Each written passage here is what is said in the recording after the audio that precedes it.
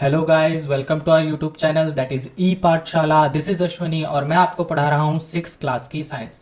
तो जैसा कि हमारा सेकंड चैप्टर चल रहा था कंपोनेंट्स ऑफ फूड, जिसकी पहली वीडियो अपलोड हो चुकी है। पहला टॉपिक उसमें मैं पढ़ा चुका हूँ और अब बारी है सेकंड टॉपिक की। हमारा सेकंड टॉपिक है what do various nutrients do for our body. मतलब जो फूड में अलग अलग तरीके के न्यूट्रिएंट्स पाए जाते हैं वो हमारी बॉडी को कैसे हेल्प करते हैं, क्या करते हैं हमारी बॉडी में।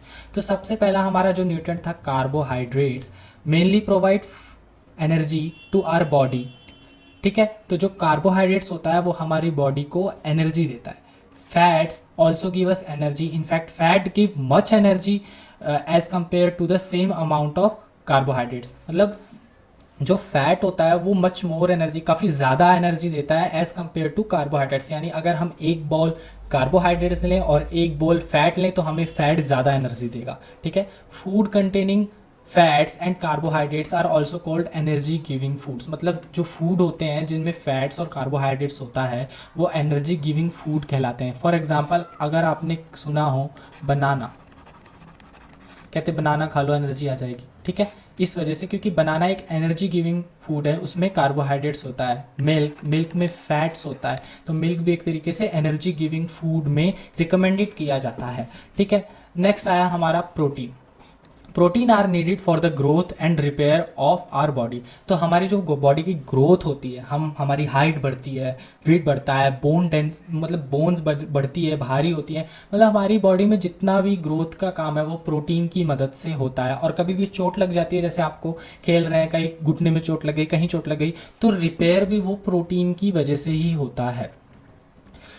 Food proteins are often called body building foods. मतलब जैसे आपने देखा होगा जिमर्स जो जिम करते हैं वो प्रोटीन रिच डाइट लेते हैं और प्रोटीन वो अलग से भी खाते हैं। तो प्रोटीन को बॉडी बिल्डिंग, जो फूड में प्रोटीन होता है उन्हें बॉडी बिल्डिंग फूड भी कहा जाता है। ठीक है, अब जैसे हम यहाँ एग्जाम्पल देखें, ठीक है, अगर हम एग्जाम्पल देखें इन सब के सोर्सेज का, तो सबसे पहले देखो आया कार्बोहाइड्रेट्स। कार्बोहाइड्रेट्स के ये सब इधर इन्होंने डायग्राम बना रखा है। ये सारे सोर्सेज हैं, मेज़ यानी मक्का यानी कॉर्न, ठीक है, bajra, rice, wheat, sweet potato, ठीक है, sugar cane, papaya, melon, mango. तो ये सब कार्बोहाइड्रेट के एक अच्छे सोर्स हैं। अगर आपसे एग्जांपल पूछा जाए कि कार्बोहाइड्रेट के सोर्सेज क्या हैं तो आप इनका एग्जांपल दे सकते हैं। सेकंड आया हमारा फैट्स। तो फैट्स में सबसे पहले ऑयल। ऑयल किसी भी तरीके का हो, वनस्पति ऑयल, ठीक है, या घी ऑयल, जो घी होता है हमारा वो सब, तो काफ़ी फैट होता है ऑयल में। ऑयल किसी भी तरीके का, सनफ्लावर ऑयल हो सकता है, कोकोनट ऑयल हो सकता है, सोयाबीन ऑयल हो सकता है, मस्टर्ड ऑयल हो सकता है। ठीक है, किसी भी तरीके का ऑयल हो उसमें फैट्स होता है। और जो हम नट्स खाते हैं जैसे बादाम, काजू, ठीक है, ग्राउंड नट्स, तिल, ठीक है, इनमें भी काफ़ी फैट्स होता है। और आ गए, ये तो प्लांट सोर्स से फैट के, ये प्लांट सोर्स थे फैट के। अब आ गया एनिमल सोर्स। तो एनिमल सोर्स में आ गया मीट सबसे पहला, fish, egg, milk, butter, cream और घी। ये सारे भी फैट के सोर्स हैं एनिमल से रिलेटेड। ये फैट सोर्स हैं एनिमल्स से रिलेटेड। मतलब एनिमल्स के जो प्रोडक्ट होते हैं इनमें मेनली, और एनिमल्स के ज़्यादातर मेनली सभी प्रोडक्ट्स में फैट होता है। ठीक है, अब यहाँ आ गया ये सम सोर्सेज ऑफ प्रोटीन। तो प्रोटीन के सोर्स में अगर हम प्लांट से लें कि प्लांट कैसे प्रोटीन देता है, तो ये रहे प्लांट के, सोयाबीन, पीस, ग्राम, मूंग, तुअर दाल, बीन्स। मेनली अगर आप देखेंगे तो दाल, जितनी भी तरीके की दाल यानी पल्सेस जो होता है हमारा, वो सारा क्या कहते हैं, प्रोटीन रिच होता है। हमारी पल्सेस मेनली प्रोटीन रिच होती है अगर हम प्लांट के उधर से सोर्स देखें तो। और ये आ गया, सेकंड आ गया हमारा एनिमल सोर्स। तो एनिमल में आ गया फिश, मीट, पनीर, एग और मिल्क। तो ये भी हमारे, इनमें भी काफ़ी प्रोटीन होता है, हमारा प्रोटीन्स भारी मात्रा में इनमें पाया जाता है और ये एनिमल सोर्स से आते हैं। ठीक है, अब आपका नेक्स्ट आ गया vitamins. Vitamins help in protecting our body against disease, vitamin also helps in keeping our eyes, bones, teeth and gums healthy. मतलब विटामिन हमारे जो विटामिन से जितने भी होते हैं वो हमारी बॉडी में जो जितने भी डिजीज़ होते हैं उनसे बचाने में हेल्प करते हैं, हमारी बॉडी में डिजीज़ से फाइट करते हैं, ठीक है। और हमारे आइज़ को, बोन्स को, टीथ को, गम्स गम्स यानी मसूड़े जो टीथ के ऊपर होते हैं उनको हेल्दी रखने में बहुत हेल्प करते हैं। विटामिन के यहाँ पे अब आपको टाइप दिए गए हैं। विटामिन के टाइप होते हैं vitamin A, vitamin C, vitamin D, vitamin E and K. और एक विटामिन का ग्रुप होता है वो होता है विटामिन बी कॉम्प्लेक्स कहते हैं जिसे। इसमें काफ़ी तरीके के विटामिन बी आता है, जैसे विटामिन B1, विटामिन B12, ऐसे कई विटामिन बी कॉम्प्लेक्स में आते हैं, ठीक है। विटामिन, अब यहाँ पे विटामिन का क्या हो गया कि यहाँ पे अब हमें सारे विटामिन के जो चाहिए होते हैं हमें विटामिन, उनके काम बताए गए हैं कि वो क्यों चाहिए होते हैं हमें, वो क्या हेल्प करते हैं हमारी बॉडी में। और वैसे विटामिन काफ़ी स्मॉल अमाउंट में चाहिए होते हैं, लेकिन चाहिए होते हैं, स्मॉल क्वांटिटीज़ में चाहिए होते हैं विटामिन, लेकिन चाहिए होते हैं क्योंकि ये काफ़ी हेल्प करते हैं हमारी बॉडी में, हमारे ऑर्गेन्स को।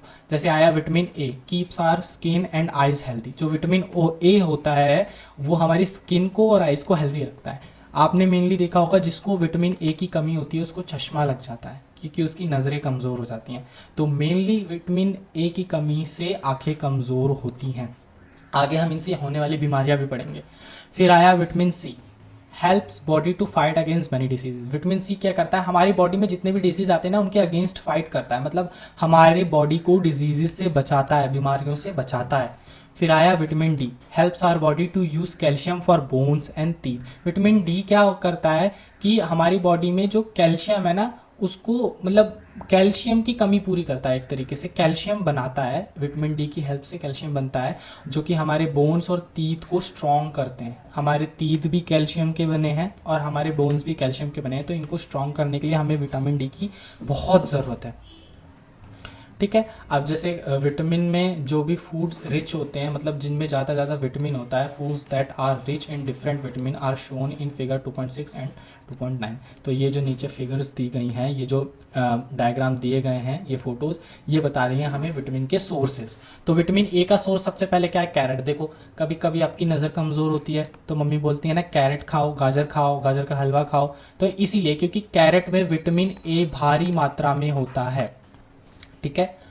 अब आया पपाया, पपाया में भी विटामिन ए होता है, मैंगो में भी विटामिन ए होता है। फिश ऑयल में और फिशेज में मेनली जो लोग ढंग से फिश वगैरह खाते हैं उनकी आंखें कभी कमज़ोर नहीं होती हैं, ठीक है। तो फिश ऑयल में विटामिन ए होता है, मिल्क में विटामिन ए होता है। तो ये सारे विटामिन ए के सोर्सेज हैं।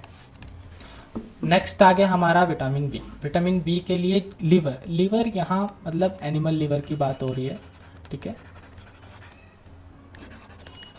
अगर अब इसमें भी कैसे, मेनली गोट का लिवर लोग यूज़ करते हैं, ठीक है। गोट का लिवर खाने में यूज़ करते हैं क्योंकि गोट के लिवर में विटामिन डी होता है। तो यहाँ पे ये ह्यूमन का लिवर नहीं है, ये एनिमल का लिवर है जो हम खाने में यूज़ करते हैं एज अ मीट प्रोडक्ट। और फिर आ गया वीट यानी गेहूँ। गेहूँ में काफ़ी विटामिन बी होता है, राइस में विटामिन बी होता है। नेक्स्ट आ जाओ विटामिन सी के सोर्सेज। तो एक बात इसमें मैं आपको बता रहा हूँ, जितने भी सिट्रिक फ्रूट होते हैं ना उनमें विटामिन सी तो मिलेगा ही मिलेगा। सिट्रिक फ्रूट मतलब जो खट्टे फ्रूट होते हैं, ठीक है। सिट्रिक फ्रूट मतलब जो खट्टे फ्रूट होते हैं उनमें हमेशा आपको विटामिन सी मिलेगा ही। जैसे आंवला देख लो, आंवला खट्टा होता है, आप रॉ खाने में बड़ी मुश्किल होगी। लेमन खट्टा होता है, ठीक है। तो इनमें विटामिन सी काफ़ी हाई मात्रा में होता है, ठीक है। फिर आ गया ग्रीन चिली, उसमें भी होता है विटामिन सी, गुआवा में भी होता है, ऑरेंज में भी होता है, टोमेटो में भी होता है। तो इसमें चिली को हटा के चिली को ना इंक्लूड करें तो ये सारे जितने हैं ना ये सिट्रिक फ्रूट है, ठीक है, खट्टे फ्रूट। नेक्स्ट आ गया हमारा विटामिन डी का सोर्सेज। तो विटामिन डी का सोर्सेज लिवर है। आप यहाँ मीट भी लिख सकते हैं एक्चुअली, ठीक है। लिवर के अलावा आप यहाँ मीट भी लिख सकते हैं, फिश, एग, मिल्क, बटर। तो ये सारे हमारे विटामिन डी के सोर्सेज हैं जिनसे हमें विटामिन डी और कैल्शियम भी मिलता है, हमें इनसे विटामिन डी और कैल्शियम भी मिलता है। एक सेकेंड, कैल्शियम की स्पेलिंग, कैल्शियम भी मिलता है। नेक्स्ट आ जाते हैं हम, अब हम आएंगे किस पे, मिनरल्स पे। Minerals are needed by our body in small amounts, छोटे अमाउंट्स में चाहिए होते हैं, मिनरल्स ज़्यादा नहीं चाहिए होते हैं।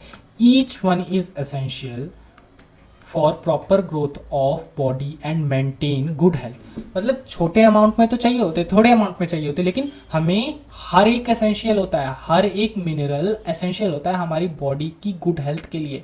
मिनरल से हमारी बॉडी मेंटेन रहती है, ठीक है। अब यहाँ पे मिनरल के कई सोर्स दिए गए हैं, ठीक है, ये 2.10 में, ठीक है। मिनरल के सोर्सेस, सबसे पहला मिनरल आ गया हमारे, इसमें दिया गया है आयोडीन।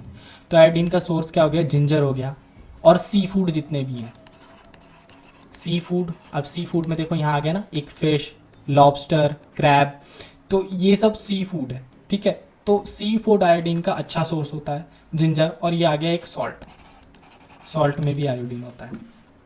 नेक्स्ट हमारा आया फॉस्फोरस, हमारा अगला मिनरल है फॉस्फोरस, ठीक है। अब फॉस्फोरस सबसे ज़्यादा होता है बनाना में, ठीक है। बनाना में फॉस्फोरस होता है, मिल्क में फॉस्फोरस होता है, चिली में होता है, व्हीट में होता है, राइस में होता है, ठीक है। ये सब मेन सोर्सेज हैं फॉस्फोरस के। अब आ गया आयरन।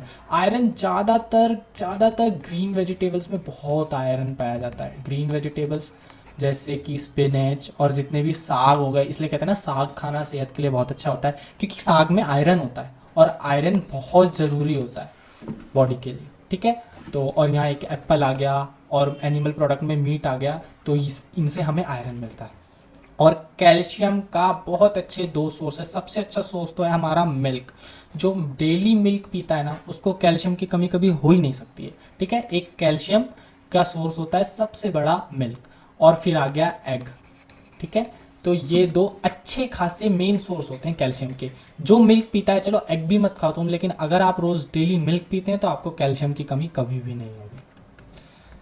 नेक्स्ट हमारा आ जाता है most food items usually have more than one nutrient. ये तो हमने पता ही कर लिया था कि हमेशा एक फूड आइटम में हमेशा ज़्यादातर देखा गया है कि एक से ज़्यादा ही न्यूट्रिएंट होता है, हमने नोटिस किया था, ठीक है। कि जैसे मिल्क को ले लो, तो मिल्क में देखो आप कैल्शियम भी होता है, वहाँ पीछे आपने ऊपर देखा फॉस्फोरस भी होता है, फैट्स भी होता है, कार्बोहाइड्रेट्स भी होता है। तो ऐसे ही एक फूड आइटम में काफ़ी कुछ होता है। However, in a given raw material, one particular nutrient may be present in much larger quantity than in others। ठीक है, मतलब क्या है इसका कहने का मतलब क्या है कि कई बार ऐसा हो सकता है कि एक फूड आइटम में कोई एक पर्टिकुलर चीज़ ज़्यादा होगी दूसरों से। जैसे अगर हम बनाना की लें तो बनाना में सबसे ज़्यादा फॉस्फोरस होता है। अगर बनाना और एप्पल को कंपेयर किया जाए कि किस में फॉस्फोरस ज़्यादा होता है, तो बनाना में फॉस्फोरस ज़्यादा होता है, एप्पल में होता है लेकिन कम होता है, ठीक है। तो इसीलिए for example rice has more carbohydrates than other nutrients, thus we say that rice is a carbohydrate rich source of food. तो जैसे राइस का देखा जाए तो राइस में क्या होता है कि कार्बोहाइड्रेट्स ज़्यादा होता है, इसलिए हम कहते हैं राइस एक कार्बोहाइड्रेट रिच फूड है। तो मतलब जिस भी फूड में जिस भी न्यूट्रिएंट की या फिर जिस भी मिनरल जो भी ज़्यादा होगा, हम उसे उसका रिच करेंगे। जैसे बनाना फॉस्फोरस रिच है, ठीक है, फॉस्फोरस रिच फूड है ये, ठीक है। अब नेक्स्ट आ जाता है बिसाइड दीज न्यूट्रिएंट्स। अब ये न्यूट्रिएंट्स तो हो गए, our body needs dietary fibres and water. मतलब इन न्यूट्रिएंट्स के अलावा भी हमें कुछ चाहिए होता है, और वो होता है डाइटरी फाइबर्स और water. Dietary fibres are also known as roughage, ठीक है, इन्हें हम रफेज भी कहते हैं।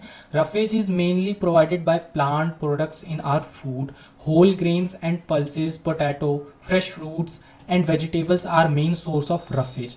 मतलब प्लांट प्रोडक्ट में मेनली रफेज होता है। प्लांट प्रोडक्ट में कुछ भी आ गया, whole grains, pulses, potatoes, fresh fruit, vegetables जितने भी हैं, ये इनमें सब में रफेज होता है, सब कॉमन है, रफेज में सब कॉमन है जितने भी। मेनली रफेज हमारा प्लांट प्रोडक्ट से आता है, ठीक है। Roughage does not provide any nutrient, और रफेज हमारी बॉडी को कोई न्यूट्रिएंट नहीं प्रोवाइड करता, लेकिन ये एसेंशियल होता है, ये बहुत एसेंशियल होता है।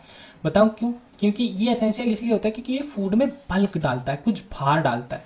आप फूड में मान लो अगर मिल्क है, मिल्क में जो कैल्शियम होता है, कैल्शियम होता है, और मान लो चलो मिल्क छोड़ो, एग ले लो, एग में कैल्शियम होता है, बाकी सारा चीज़ भी तो कुछ होता है। मतलब कैल्शियम उस रफेज में मिला हुआ है, बल्क डालता है। अब अंडे का कुछ वेट होगा, वो वेट उसके रफेज की वजह से, क्योंकि वो फूड में बल्क डालता है। This helps our body get rid of undigested food. अगर रफेज ना हो तो हमारा पेट हमेशा खराब ही रहेगा। क्यों? क्योंकि ये अनडाइजेस्टेड फूड को बाहर निकालने में, और कई बार कई जो हार्मफुल चीज़ें हमारे बॉडी में उनको बाहर निकालने में मदद करता है। जो हम आप जाते हैं रोज़ सुबह टॉयलेट, तो वो जो क्रियाकलाप होता है उसी को रफेज कहते हैं। एक्चुअली वो रफेज ही होता है, ठीक है।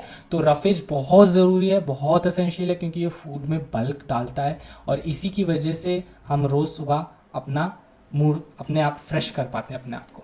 तो रफेज काफ़ी ज़रूरी है बॉडी के लिए। अब आइए वाटर की बारी। Water helps our body to absorb nutrients from food.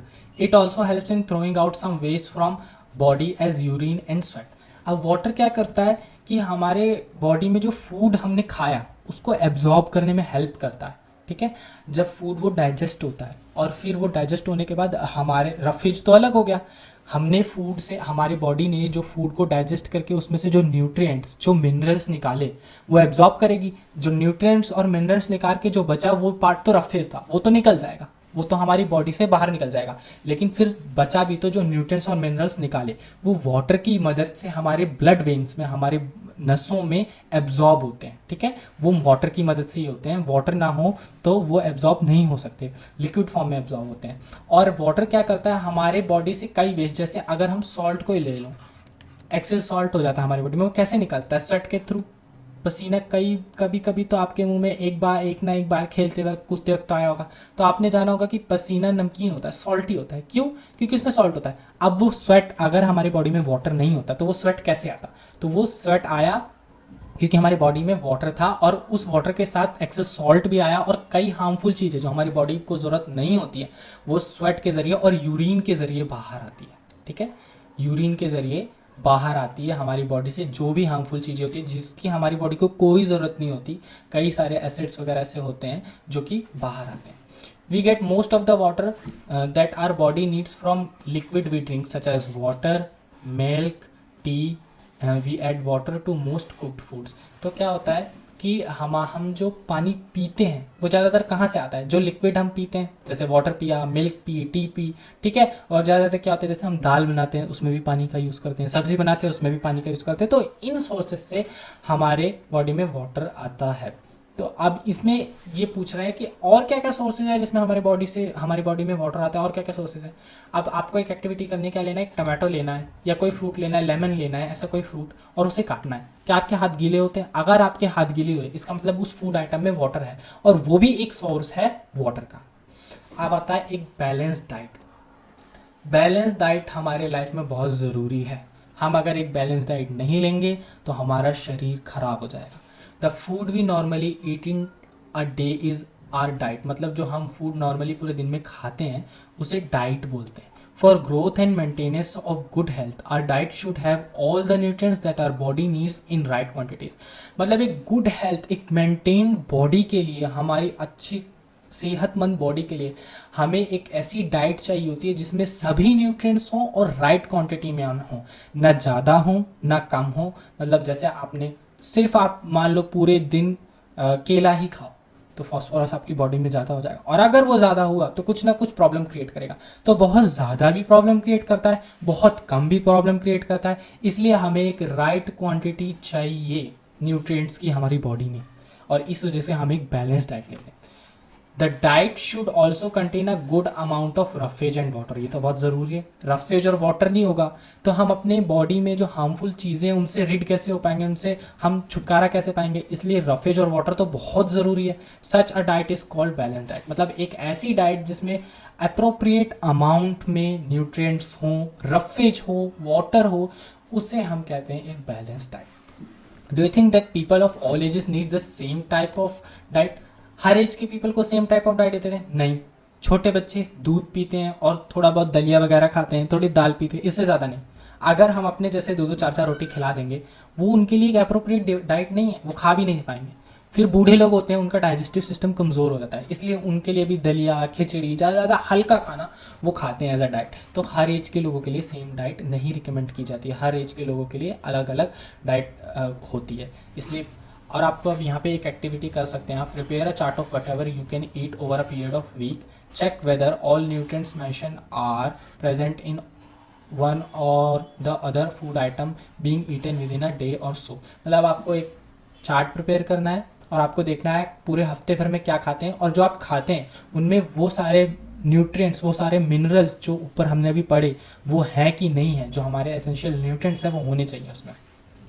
Pulses, groundnut, soybean, sprouted seeds, ठीक है। फर्मेंटेड फूड्स मतलब साउथ इंडियन फूड जैसे होता है ना, इडली वगैरह, वो फर्मेंटेड फूड होता है क्योंकि वो फर्मेंट करके बनाया जाता है। वो चावल को एक दिन भिगो के उसमें सोडा डाल के उसको फर्मेंट करते हैं, एक तरीके से सड़ाते हैं और फिर खाते हैं, ठीक है। फर्मेंटेड फूड भी बहुत अच्छा होता है। अ कॉम्बिनेशन ऑफ फ्लोर मतलब आटा मिक्स करके, जैसे मिस्सी रोटी बनती है, मिस्सी रोटी में कई 3-4 आटे तरीके मिक्स होते हैं। जैसे मान लो आपने गेहूं का आटा मिलाया, फिर आपने मैदा मिलाया, आपने कॉर्न का आटा मिलाया, आपने चने का आटा मिलाया, तो कई आटे मिलके बनते हैं और मिस्सी रोटी में होता है। थेपला बनता है। सीरियल्स मतलब वही अनाज अलग अलग तरीके के, और पल्सेस। फिर बनाना आ गया आपका, स्पिनच, सत्तू, जिगैरी। जिगैरी यहाँ पे एक तरीके से वो होती है, पिकल टाइप होता है। जिगैरी नहीं, सॉरी, जिगैरी होती है गुड़, गुड़ के चिकारी कहते हैं, ठीक है, गुड़ जो हमारा होता है, ठीक है।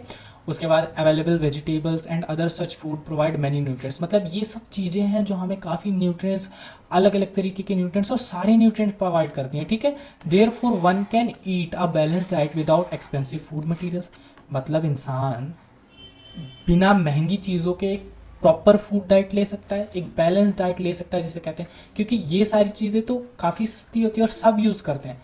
तो हमेशा कोई भी एक बैलेंस डाइट ले सकता है बिना किसी एक्सपेंसिव फूड मटेरियल के, बिना किसी महंगे खर्चे के हम एक बैलेंस डाइट ले सकते हैं, ठीक है।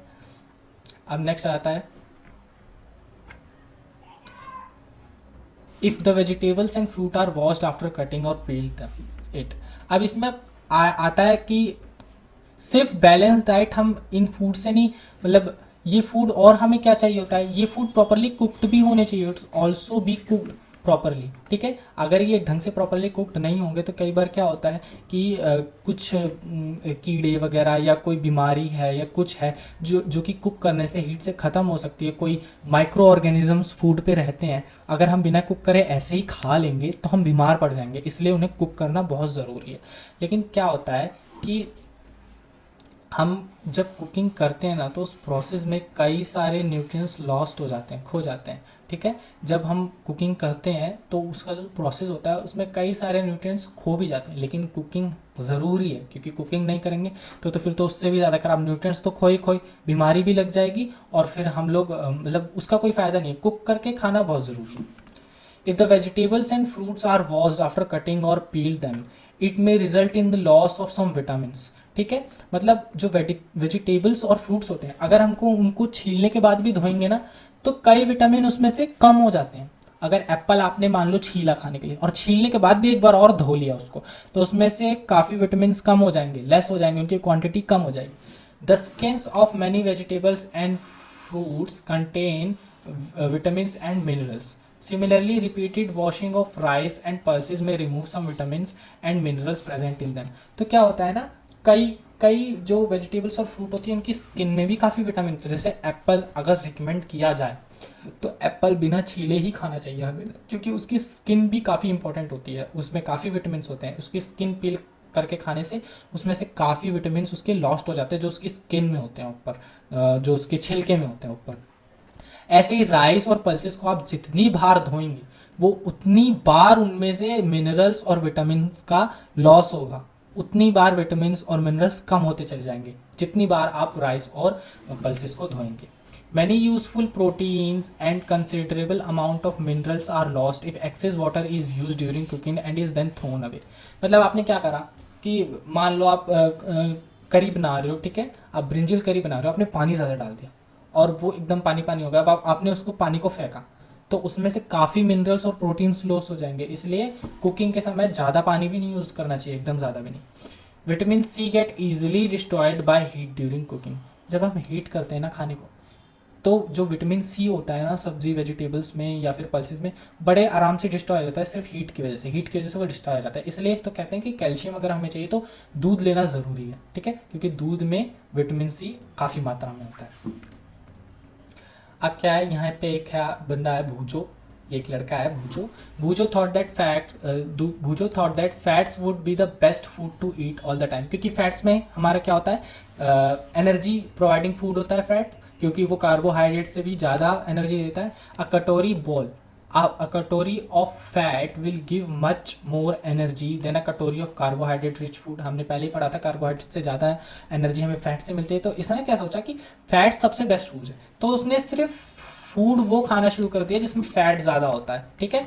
जैसे फ्राइड फूड लाइक समोसा, पूरी, स्नैक्स, मलाई, रबड़ी एंड पेड़ा। उसने जिन भी जो फूड्स में फैट ज़्यादा होता है ना वो खाना शुरू कर दिया। Do you think he was right? आपको क्या लगता है कि वो सही कर रहा था? बिल्कुल भी नहीं, ठीक है। It can be very harmful for us to eat too much of fat rich food and we may end up suffering from a condition called obesity.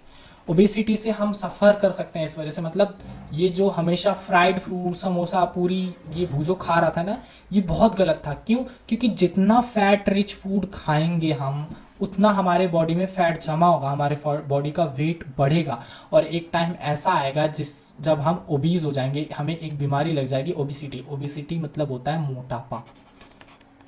Obesity मतलब मोटापा, ठीक है, फैट, ठीक है, हम कहें जो इंसान फैट होते हैं, ठीक है।